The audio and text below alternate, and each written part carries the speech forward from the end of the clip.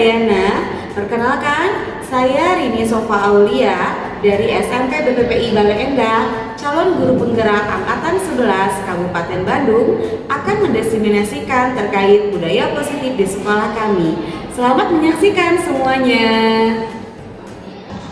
Bismillahirrahmanirrahim. Assalamualaikum warahmatullahi wabarakatuh.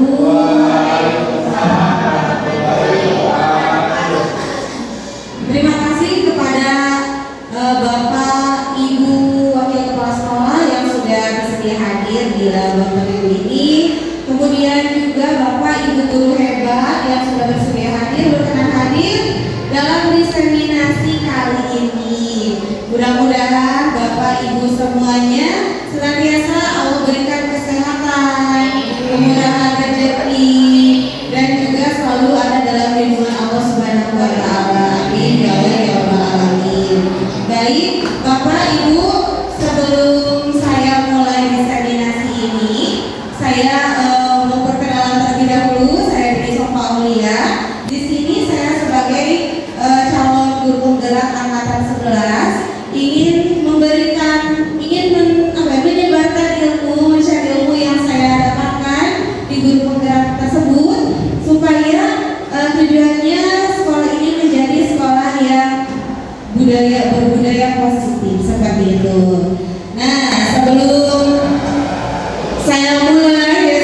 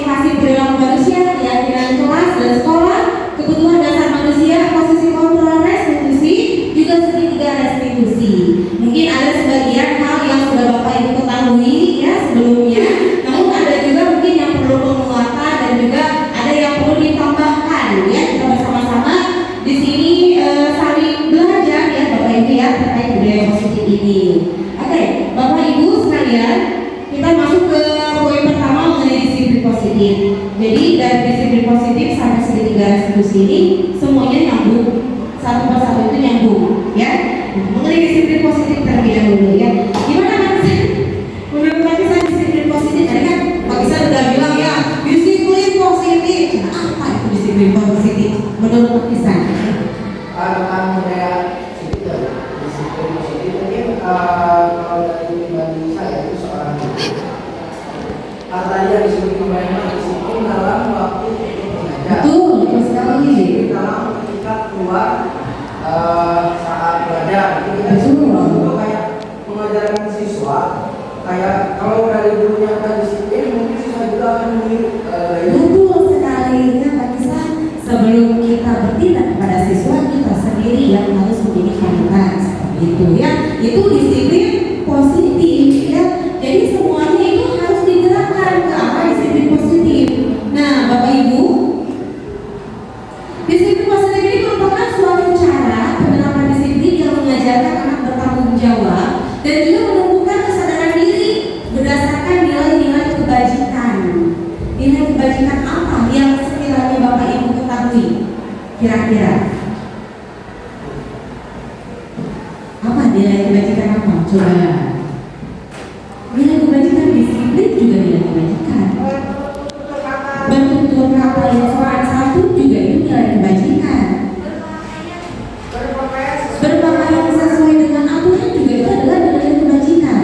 Lebih tepatnya lagi sesuai dengan tanggung jawab, disiplin. Kemudian ada juga menghormati, saling menghormati dan juga saling menghargai, bukan kepada guru saja, tetapi dengan sesama siswa-siswa di sekolah seperti ini.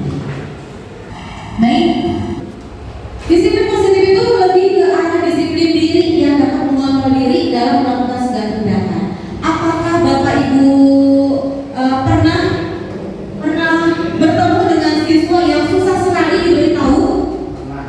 Misalkan kacaiwe terus selama pembelajaran, pernah? Walaupun sudah diingatkan. Nah, kenapa sudah diingatkan masih terus aja ke air, alasan mau ke air? Kenapa coba? Karena tidak memiliki niat di dalam hatinya untuk memiliki sikap disiplin seperti itu. Jadi harus dimulai dulu dari si anaknya. Ditanya baik-baik, ya. Toh jangan sampai kita sendiri malah menghakimi siswa tersebut seperti itu, ya. Karena siswa sekarang itu berbeda sesuai dengan pemahaman filosofi Ki Hajar Dewantara bahwa kita dalam mengajar itu harus disesuaikan dengan zaman dan juga alam seperti itu, ya. Baik, disiplin diri dapat membuat murid memahami dan menyadari berdasarkan motivasi internal, bukan akibat paksaan, pujian ataupun hukuman. Jadi semacam hukuman, reward itu harus diminimalisirkan seperti itu, ya. Jadi harus ada kemauan itu sesuai dengan hatinya. Jangan karena ada takut, ada maafin, takut dimarahin. Jangan karena ingin diberi penghargaan misalnya oleh Bu Murni, seperti itu, ya. Jadi harus timbul dari hati siswanya sendiri. Ini nilai kebajikan yang harus tertanam sesuai dengan profil pelajar Pancasila ya Bapak Ibu, ya. Yang pertama beriman, bertakwa kepada Tuhan Yang Maha Esa dan juga berakhlak mulia. Kemudian juga ada mandiri, berkebinekaan global, bergotong royong, kreatif, bernalar kritis. Kira-kira menurut Bapak Ibu semuanya dari nilai kebajikan, 6 nilai kebajikan di sini, yang mana yang paling sulit siswa lakukan? Bagaimana Bu Dewi? Bernalar kritis. Mengapa Bu? Menurut Ibu kenapa bernalar kritis itu paling sulit dilakukan oleh siswa di sekolah kita?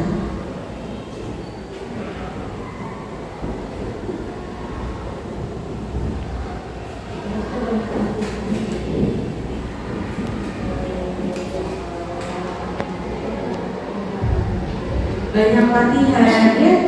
Tapi kemauan siswanya itu sendiri, ya. Kurangnya motivasi dari siswa itu sendiri yang menyebabkan bernalar kritis ini dia tidak muncul.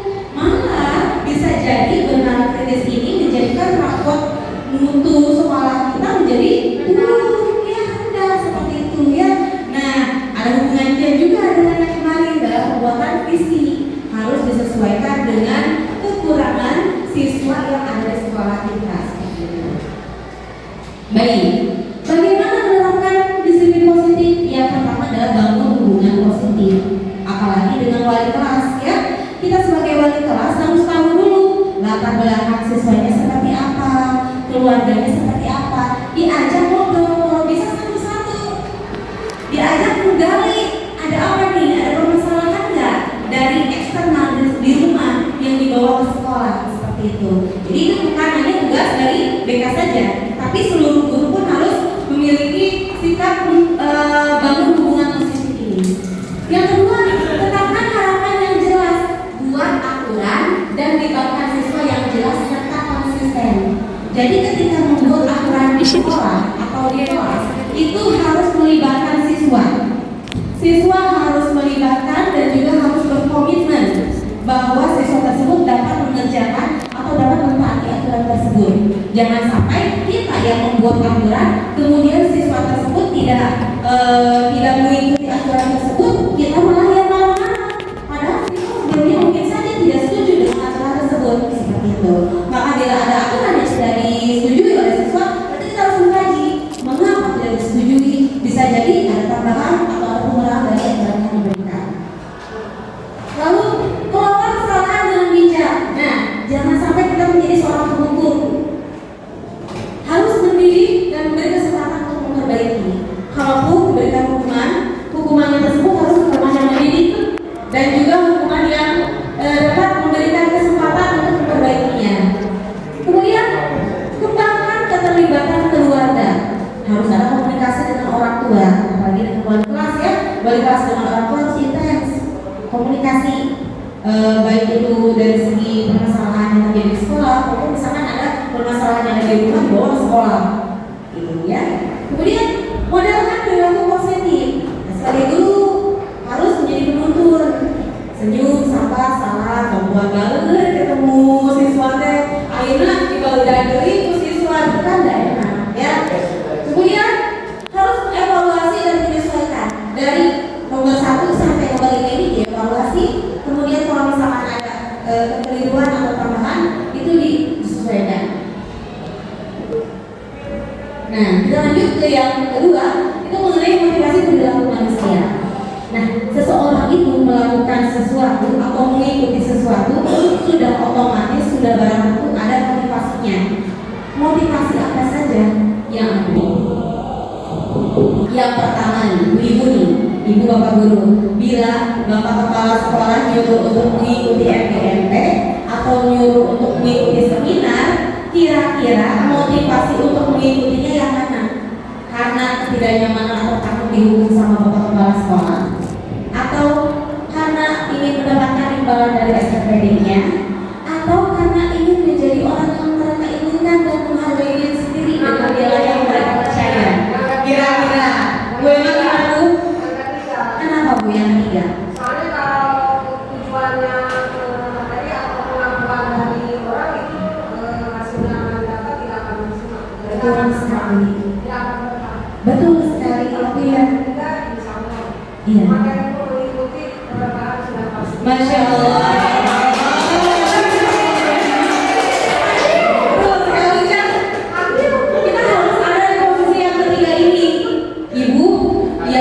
Yang takut karena hukuman, yang pengen imbalan, itu mah nanti juga lah mengikuti ya.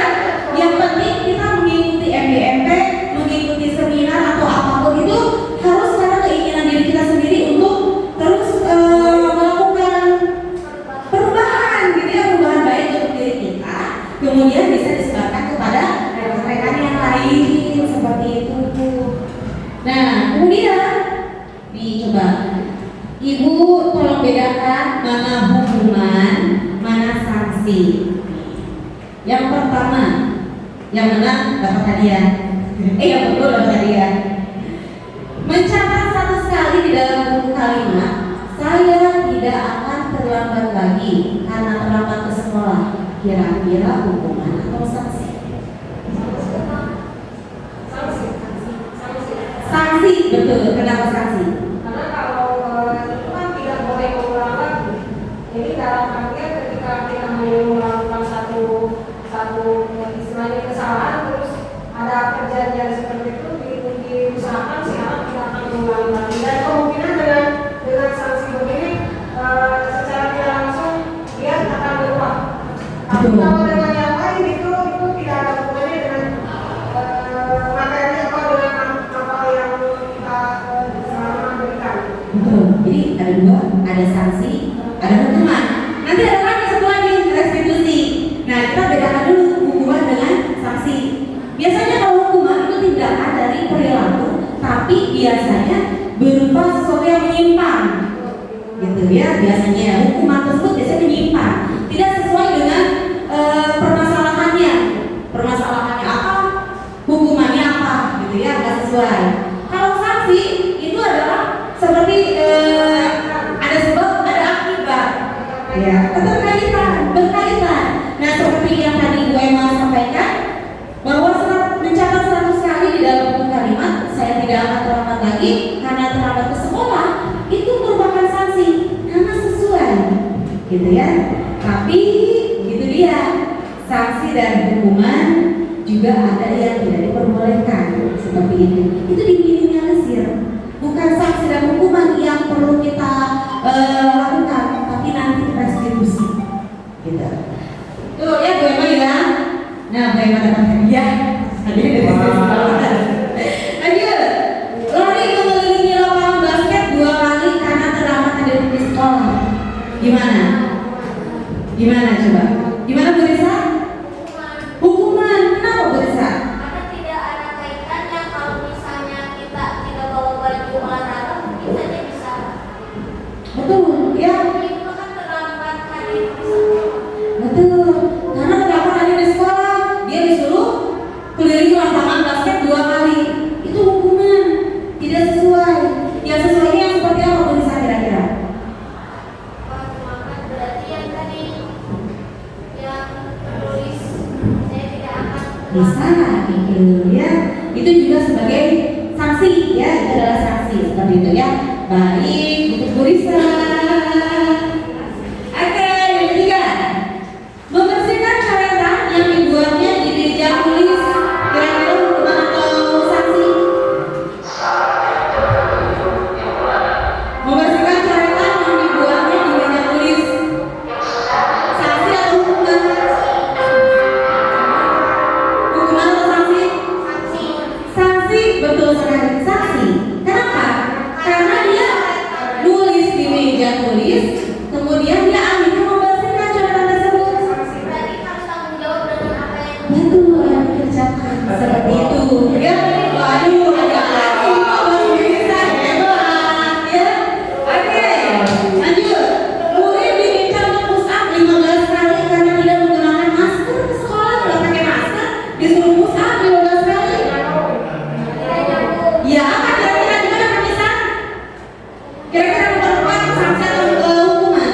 Itu kan lebih hukuman. Hukuman, betul, karena tidak ada keterkaitan satu dengan yang lainnya. Ya, hebat guru PPP tadi sudah bisa membedakan mana hukuman, mana sanksi, nanti satu lagi adalah restitusi ya. Kemudian nih, sekarang maklum zamannya kan benar-benar zaman era digital, segala sesuatu hal tadi viralin Bapak Ibu ya. Takutnya kalau memberikan hukuman yang berlebih, guru honorer pukul siswa dengan rotan tetap dijatuhi 1 tahun penjara. Guru agama yang pukul siswa di Sumbawa Barat dituntut 3 bulan penjara. Guru SMK yang 1 kali terancam di penjara dilaporkan orang tua murid karena pukul anaknya yang tidak mau sholat.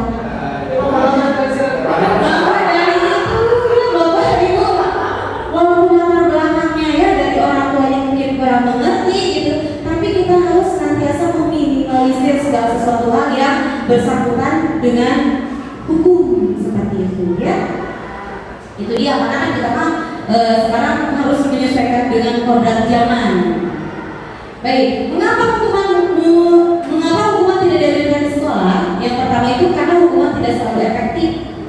Hukuman seringkali hanya menghentikan perilaku yang tidak diinginkan dalam jangka pendek tanpa mengatasi akar perilakunya. Pada kali tahu ada anak teh stop melakukan hal tersebut. Terus 15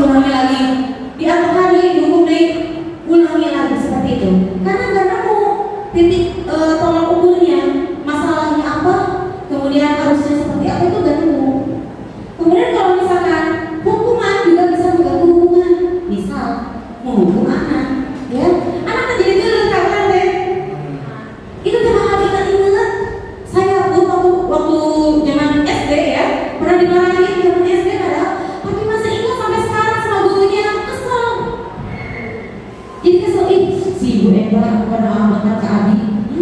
Kalau masih ingat sampai sekarang, itu berarti yang terjadi adalah traumatik, Bapak Ibu. Kalau traumatik terus-terusan berlaku ya, traumatiknya bertambah dari guru ini, dari guru A, B, C, D, saking banyaknya traumatik, apa yang harus dilakukan siswa? Siswa bisa stres, down, tidak ada motivasi untuk belajar seperti itu ya. Jadi segala sesuatu hal mengenai hubungan bukan minimalisir dari sekarang. Nah itu yang kasih dahan ya. Nah itu dia, tadi kan kita memiliki keyakinan di awal ya, harus ketika sedang destinasi harus sama saja ya. Nah ini juga satu kaitannya dengan keyakinan sekolah atau keyakinan kelas yang paling mudah ya dengan siswa, itu adalah keyakinan kelas. Jadi sebelum pembelajaran dimulai, kita harus membuat keyakinan kelas dulu. Untuk apa? Agar membiasakan budaya-budaya positif. Jadi kalau misalkan anaknya ada terjadi permasalahan, kembalikan lagi keyakinan kelas mana yang diharapkan. Lalu ambil pelajaran, kemudian dia diberikan kesempatan oleh kita untuk melakukan pemecahan masalahnya seperti apa. Jadi bukan dari ini, bukan guru yang memberikan penyelesaian masalah, tapi dari diri siswa itu sendiri, seperti itu. Nah, keyakinan kelas ini guru berperan dalam mewujudkan terbentuknya keyakinan kelas dengan adanya kesepakatan antara guru dengan murid. Jadi harus sepakati, yang nulis kesepakatan kelasnya juga siswa, bukan guru. So, Bunda mau kesepakatan apa aja di kelas? Bu, gak boleh main remi. Nah, main remi, pernah Bu? Oke, tulisin. Bu, jangan ke air terus. Betul. Ibu harus menghormati teman. Betul. Menghormati guru. Itu kesepakatan kelas yang dituliskan oleh siswa. Disepakati bersama. Sepakat anak-anak. Sepakat. Berarti itu menjadi keyakinan kelas yang harus diikuti oleh seluruh siswa yang ada di kelas tersebut. Gimana caranya? Sebelum pembelajaran dimulai, sebelum awal tahun pembelajaran, bertanya dulu ke anak-anak, ada yang tahu keyakinan kelas, kemudian mulai memberitahu tujuannya keyakinan kelas untuk apa. Lalu anak-anak disuruh untuk menuliskan apa saja keyakinan kelas yang harus kalian lakukan di dalam kelas tersebut seperti apa. Ketika sudah menuliskan, mereka menempelkan, biasanya ditempelin apa aja keyakinan kelas yang mereka yakini. Setelah itu, kemudian oleh guru tersebut dibaca satu-satu, kemudian disepakati dan ditanya, kira-kira kalau keyakinan kelas yang kalian anggap, kalian mau seperti apa? Jadi mereka sendiri yang menyelesaikan masalahnya. Kenapa mereka sendiri? Karena kita gak punya kontrol atas dirinya sendiri. Kita nggak tahu latar belakangnya seperti apa. Bisa jadi penyelesaian yang kita berikan tidak sesuai dengan latar belakang si murid tersebut. Seperti itu. Ini keyakinan kelas 9B, jujur, hormat, peduli, bekerja sama, dan juga tanggung jawab.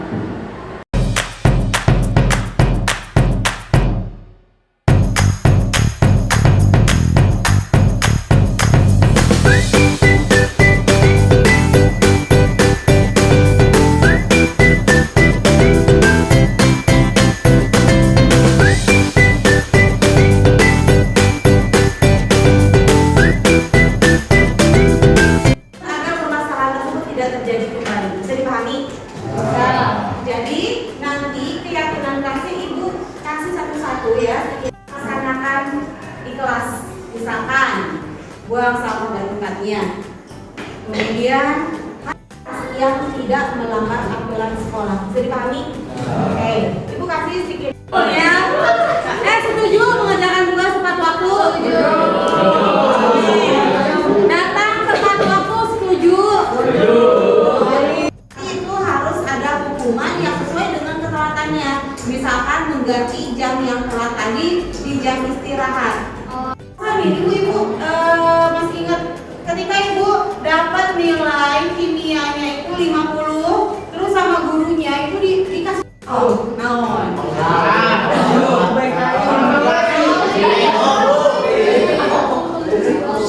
Jangan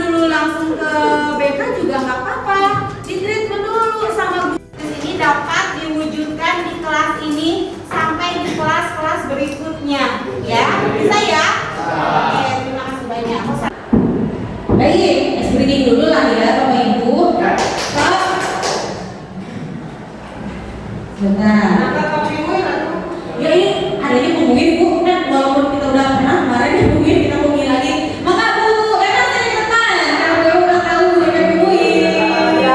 Ayo kita bareng-bareng ya. Ayo Bu ya.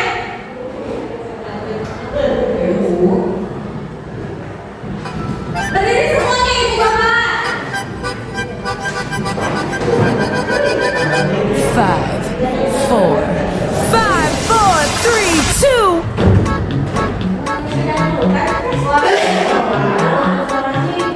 4, 3, 2. Ya udah ikutin aja ya. Baik, lagi.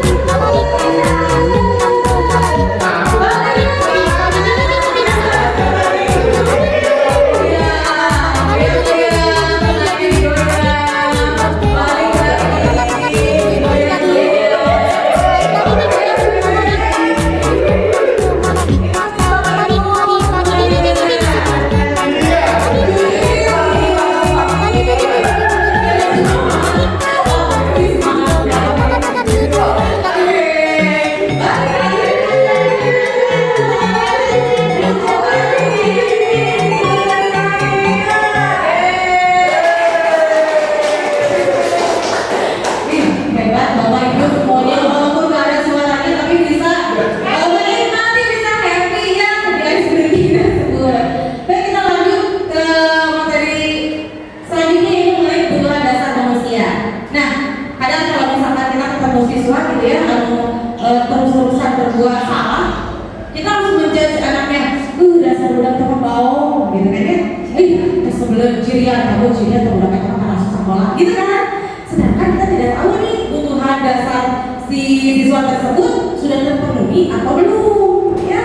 Nah, Bapak Ibu, ketika seorang murid melakukan sesuatu perbuatan yang bertentangan dengan nilai kebajikan, mau itu kedisiplinan, tanggung jawab, atau melanggar peraturan hal itu, sebenarnya dikarenakan mereka gagal dalam memenuhi kebutuhan dasar mereka. Gagal mereka dalam memenuhi kebutuhan dasarnya. Apa aja kebutuhan dasarnya? Kebutuhan dasar manusia, kita yang bukan hanya siswa, manusia itu kan kita juga ya.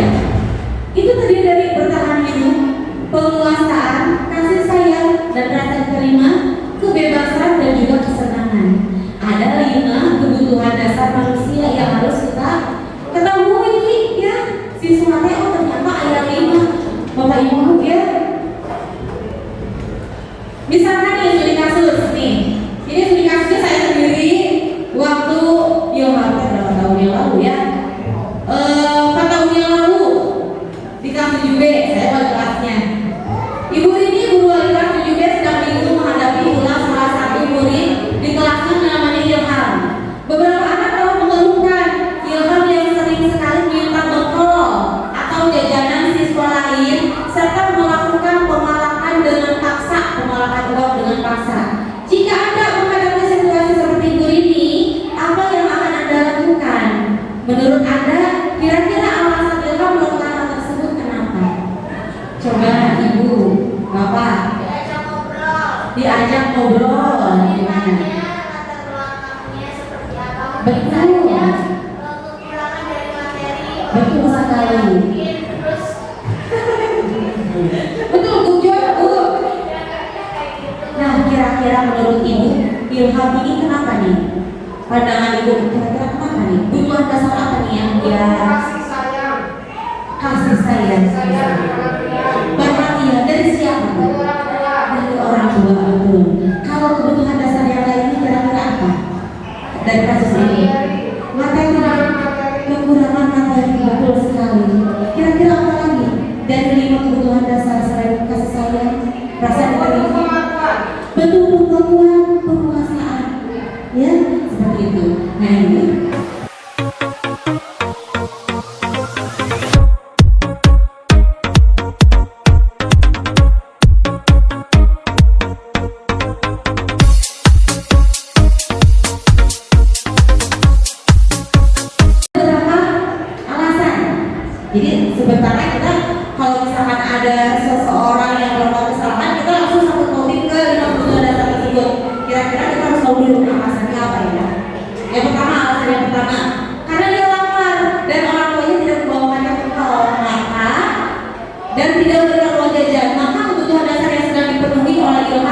kebutuhan untuk bertahan hidup.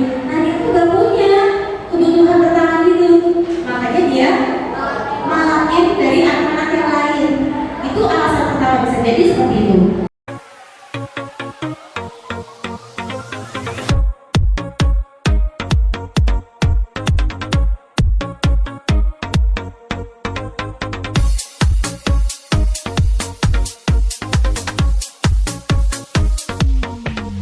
Yang kedua, karena dia merasa senang, temannya jadi memperhatikan dia. Ketika temannya melaporkan tindakan kepada guru, guru beritahu orang tuanya, sehingga orang tuanya lebih memperhatikan dia. Maka kebutuhan dasar yang sedang dipenuhi dia kan itu kebutuhan kasih sayang dan rasa diterima. Oh gini kan di rumah mereka diperhatikan ke orang tuanya seperti itu.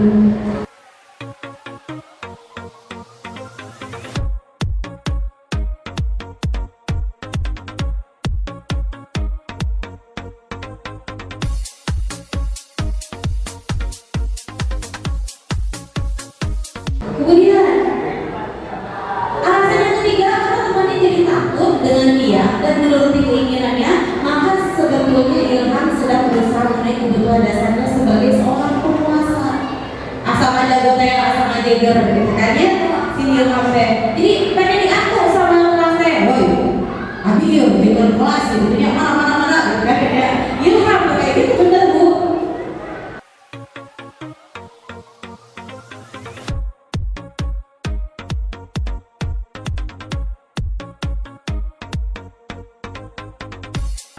Lalu bisa jadi karena dia merasa bosan dengan makanan yang dibawakan oleh ibunya, jadi bisa jadi dia makan sudah bawa, tapi lu dibawa teh midui di rumah nantinya, atau nasi do ibunya bosan ya tante gitu kan ya, karena ibunya selalu membawakan bekal yang sama. Oleh karena itu dia ingin mencoba makanan teman-temannya yang beraneka ragam.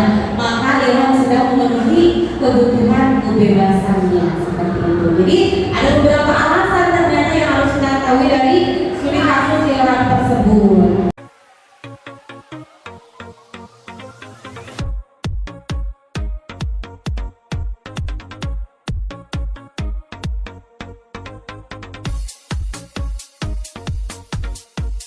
Nah, baik. Kemudian kita harus tahu juga, ternyata diri kita sebagai guru itu harus memiliki posisi kontrol. Di mana posisi kontrol Bapak Ibu? Ada 5. Ada yang guru sebagai penghukum. Ibu gimana Bu? Penghukum ada? Tapi gimana? Bukan ada gitu ya. Guru membuat merasa bersalah. Ayo kamu tanya ke ibu. Ibu kan mau dari kamu gitu ya. Ada. Guru sebagai teman. Sok ku ibu juga pesan. Sok mau anak acan, ku ibu juga pesan. Ya. Ada yang kayak gitu? Ada saya. Guru sebagai pemantau. Pemantau, Bu itu kan? Nah, kamu sok tahu dari kerjaan. Dipantau. Ujung mana kan? Saya dipantau. Dan aduh itu Bu.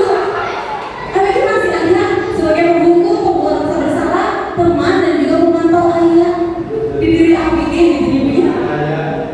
Kemudian sebagai manajer, nah ini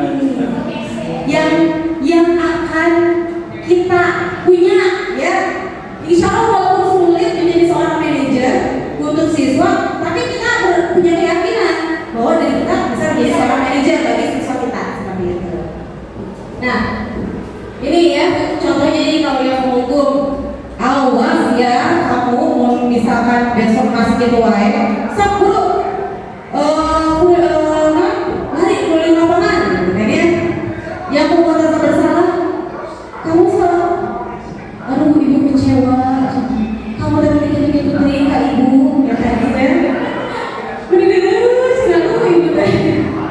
Teman, sok atuh lakukan jeung ibu sekarunya kasih mama, gitu ya. Ada ya saya pemantau apa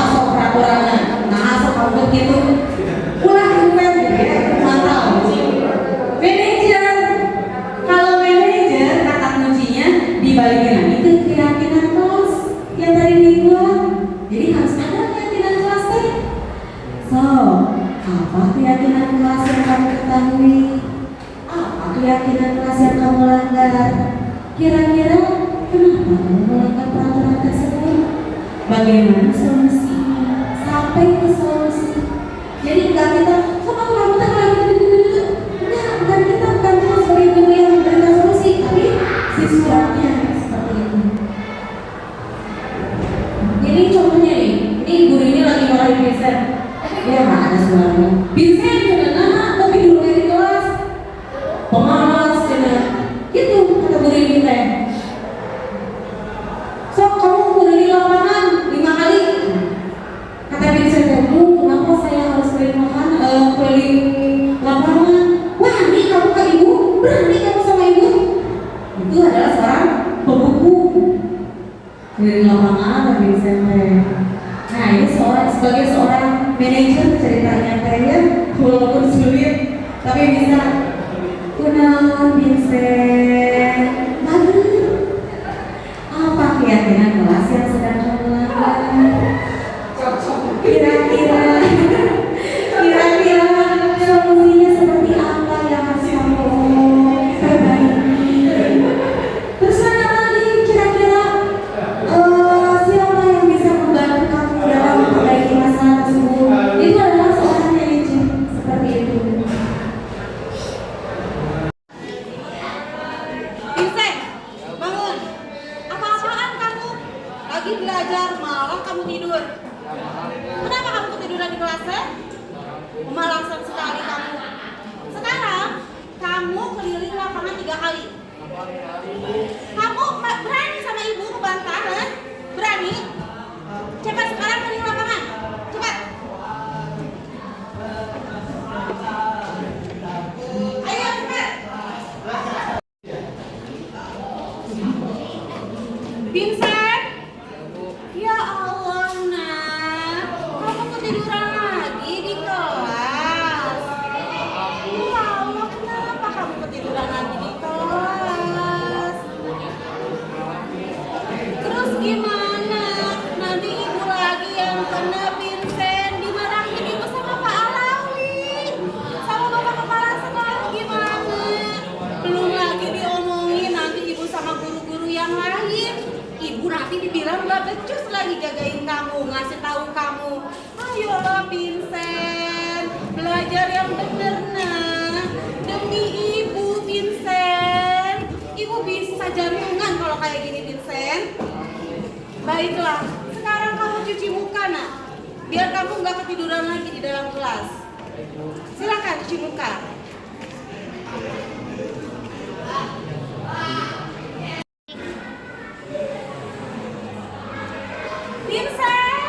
Vincent bangun ya Allah.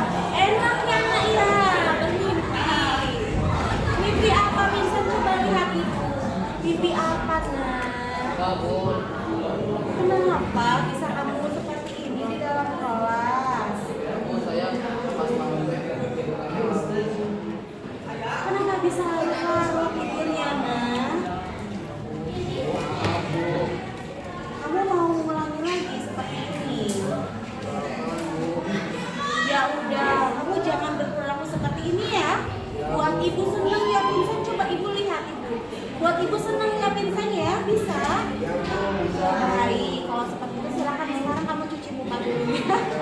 Oke, silakan.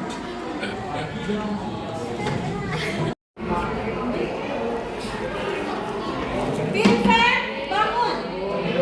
Yona, kamu ketiduran di kelas. Kamu tahu peraturan di kelas apa saja? Peraturan di kelas apa yang sedang kamu langgar, nak? Baik, berarti kamu sudah tahu konsekuensinya akan seperti apa? Kalau begitu, berarti nanti ketika jam istirahat, kamu kerjakan tugas yang tadi belum terselesaikan. Bisa dimengerti? Baik, kalau seperti itu, silakan kamu cuci muka dulu biar kamu bisa fokus sama pembelajaran. Oke, silakan Vincent. Vincent, Ya Bu. terjadi, nak? Saya ketiduran, Bu. Kenapa Vincent bisa ketiduran? Karena saya terlalu malam, Bu, begadang, Bu, main HP. Baik, Vincent sudah tahu keyakinan di kelas apa saja? Tidak tahu, Bu. Keyakinan apa yang sedang kamu langgar hari ini, nak? Tidak punya waktu, Bu. Nah, sekarang ibu paham bahwa setiap manusia pasti memiliki kesalahan ya Vincent ya. Ya, Bu. Sekarang kita fokus saja ke dalam permasalahannya ya, untuk memecahkan masalahnya. Kira-kira Vincent sudah tahu solusinya harus seperti apa? Sudah, Bu. Baiknya Vincent seperti apa nih? Sudah mulai tidur kemalaman, Bu. Oke, ada yang bisa ibu koordinasi selain Vincent yang di rumah? Ada, Bu. Ada, Bu. Siapa nak? Ada, Bu. Nanti mungkin ibu bisa koordinasi dengan teteh ya, Iya, Bu. supaya Vincent tidak begadang kembali ya, bisa dipahami nak? Bisa, Bu. Baik, sekarang kamu cuci muka dan lanjutkan pembelajaran di sekolah dengan baik ya. Bisa, Bu. Baik, silakan Vincent. Baik ya, jadi dari kelima posisi manajer tersebut yang harus guru punya adalah menjadi seorang manajer. Bapak Ibu yakin dapat menjadi seorang manajer? Insya Allah yakin ya. Kita harus menyesuaikan dengan zaman dan juga teknologi yang sedang berkembang sekarang. Bagaimana ketika sudah menjadi seorang manajer kita melakukan segitiga restitusi? Ada yang salah nih, tes Vincent tadi kan duduk dalam kelas. Ya udah Vincent, nanti istirahat kamu ke ruang BK, atau ya udah Vincent nanti istirahat kita ngobrol di ruang guru. Ya jangan ngobrol, jangan di depan anak-anak yang lain, gitu ya. Di segitiga restitusi ini ada 3 tahapan. Sebelumnya saya mau menjelaskan dulu restitusi itu apa. Restitusi itu kayak hukuman, kayak konsekuensi, tapi sampai selesai gitu, sampai menentukan permasalahannya apa, kemudian cara atau solusinya apa, dan itu siswa yang melakukannya. Jadi sebagai guru hanya coachnya aja, kita yang nanya-nanyanya, yang menggalinya kita, yang menentukan, yang mencari solusinya adalah siswa itu sendiri. Yang pertama, kita harus menstabilkan identitas, kemudian validasi tindakan yang salahnya apa, dan menanyakan keyakinan. Wih, dirikan keyakinan kelas. Jangan beda ayat Bapak Ibu keyakinan kelas. Nah, bersabilitas dilakukan berdasarkan prinsip bahwa membuang kesalahan adalah bagian dari proses pembelajaran yang nantinya akan menggeser identitas gagal ke arah identitas sukses. Kata-katanya seperti apa? Misalkan, berbuat salah itu manusiawi. Tidak ada manusia yang sempurna. Kita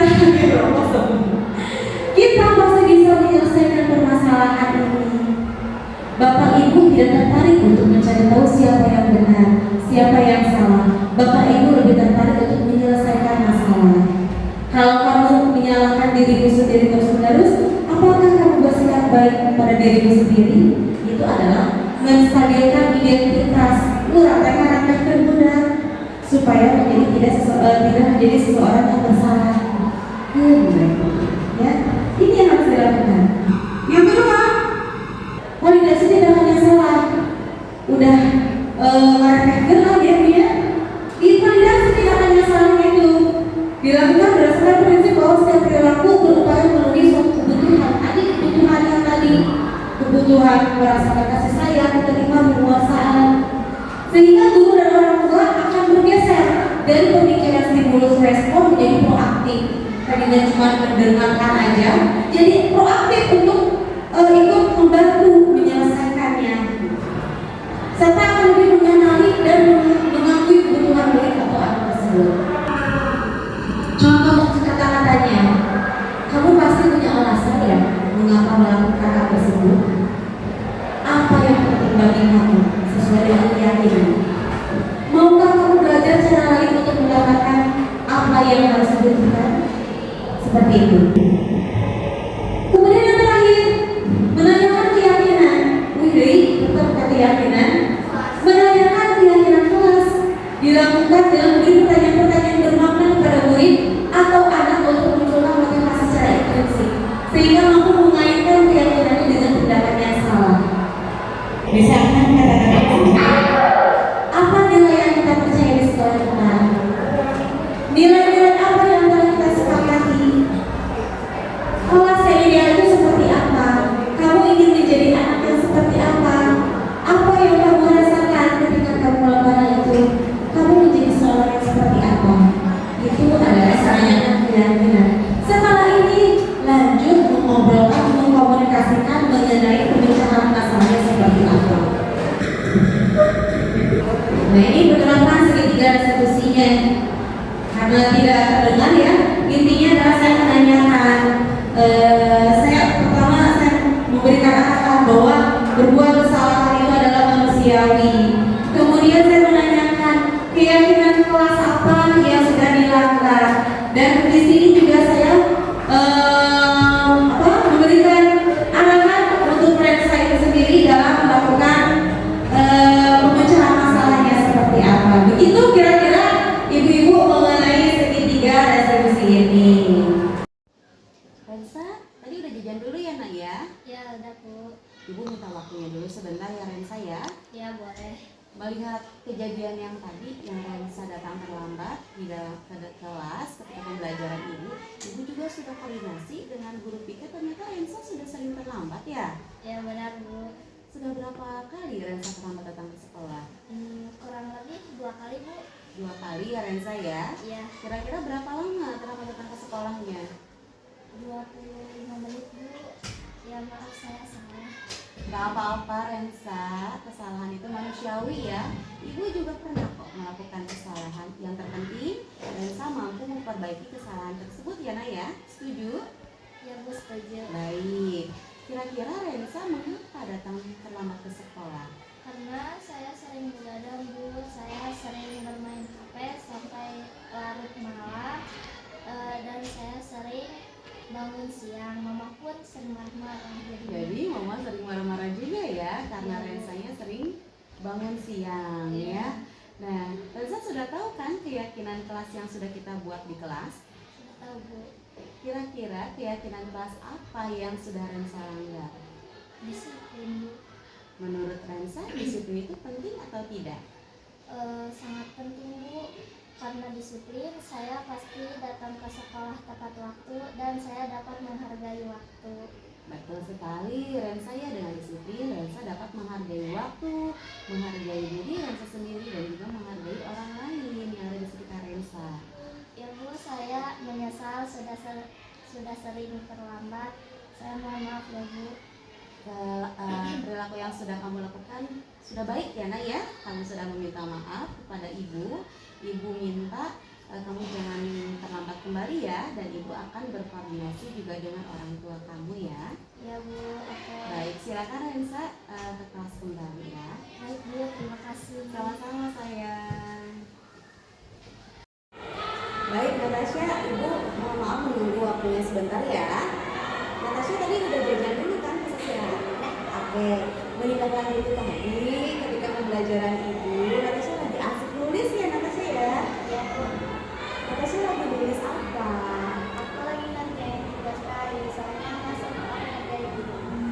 Baiklah, sekarang ibu ingin bertanya, jika kamu mengerjakan tugas lain, tugas yang harus dikerjakan di rumah, di pembelajaran ibu, apakah ini tindakan yang baik untuk dilakukan? Soalnya nanti aku akan fokus ke pembelajaran dulu, terus materi ini bakal tertidur. Maaf ya Bu. Iya, oke, nggak apa-apa.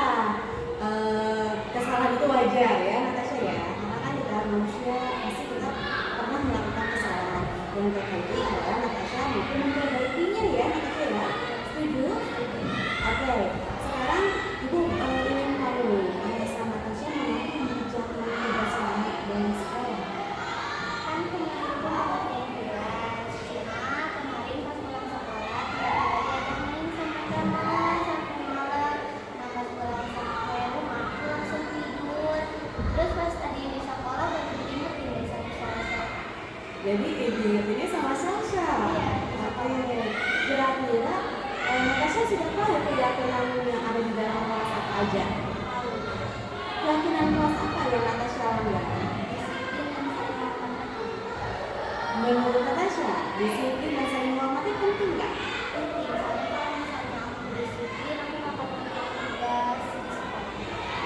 Betul sekali ya, disiplin dan juga saling menghormati itu penting. Bukan hanya menghormati diri sendiri, tapi juga harus menghormati orang lain ya, seperti itu. Nah sekarang kira-kira Natasha sudah tahu solusinya apa agar kejadian tersebut tidak dapat terulang lagi? Tidak Bu, aku bakal sering-sering cek buku, soalnya biar tahu gitu ada tugas apa, terus bakal juga komunikasi sama teman-teman biar aku ngerjainnya di rumah nggak bisa sampai. Betul sekali Natasha ya, Natasha sudah tahu solusinya apa, berarti Natasha harus lakukan itu ya. Ibu juga akan berkoordinasi dengan orang tua Natasha agar selalu mengingatkan biar ada tugas ataupun kerjaan yang lainnya yang harus dikerjakan di dalam rumah Natasha ya. Oke, Ibu tidak ingin lagi hal tersebut terulang. Natasha boleh silakan kembali lagi ke kelas. Sama-sama. Baik, sudah selesai informasi terkait budaya positif dari Kak Enam yang tadi sudah saya jelaskan. Alangkah baiknya mungkin ada sesi tanya jawab ya, 1 atau 2 pertanyaan dari Bapak Ibu untuk memperkuat sesi diskusi kali ini. Dipersilakan kepada Bapak Ibu. Gimana Bu? Boleh gimana Bu?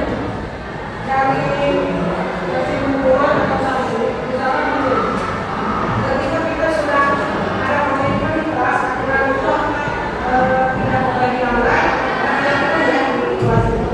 Tapi sekarang melanggar, setelah melanggar, dia tidak menunaikan apa yang dilanggarnya. Apakah belum termasuk pemberitaan sanksi atau bukan? Berhak Ibu, tapi konsekuensinya yang mendidik seperti itu. Jadi kalau sekali itu diberikan segitiga sanksi ya, permasalahannya apa, diulangi lagi masih kayak seperti itu, berikan sanksi tapi sanksinya yang mendidik. Jadi nggak apa-apa sebenarnya diberikan sanksi, tapi harus mendidik sesuai dengan permasalahan. Kalau sudah berkali-kali, Itu harus dikomunikasikan dengan orang tua. sudah komunikasi. Sudah dikomunikasikan itu tergantung dari pihak sekolah. Punya Pak? Ya, jadi udah apa namanya? Sesuai dengan tahapan. Betul, namanya memang seperti itu ya Bu ya. Kita yang ke siswanya gitu ya, memberikan arahan ke siswa masih dilakukan orang tua, komunikasi dengan orang tua dengan wali kelas, kemudian masih dilakukan itu kita serahkan lagi kepada pihak sekolah, sekolah langsung memanggil orang tua, diskusi sebaiknya seperti apa. Karena kan anak didik kita bukan hanya satu saja, kita juga perlu fokus kepada anak didik yang lainnya seperti itu, Bapak Ibu. Sudah cukup mungkin ya Bapak Ibu terkait seminar kali ini, Masya Allah, Alhamdulillah sudah selesai dilaksanakan juga mengenai budaya positif ini. Saya harap Ibu, Bapak sekalian dapat mengimplementasikannya di sekolah kami, di sekolah kita ya, agar sekolah kita dapat berkembang sesuai dengan visi dan misi yang telah dirancangkan seperti itu ya. Mohon maaf Bapak Ibu bila mana ada kata-kata yang sulit dimengerti, kemudian yang tidak merenahkan hati ibunya Bapak Ibu ya. Mohon maaf sekiranya kekurangan dari saya. Selebihnya itu adalah apa namanya, kehebatan dari Bapak Ibu semua dalam mencerna apa yang sudah saya jelaskan. Terima kasih sekali lagi Bapak Ibu telah meluangkan waktunya. Bila Ibu hidayah. Wassalamualaikum warahmatullahi wabarakatuh.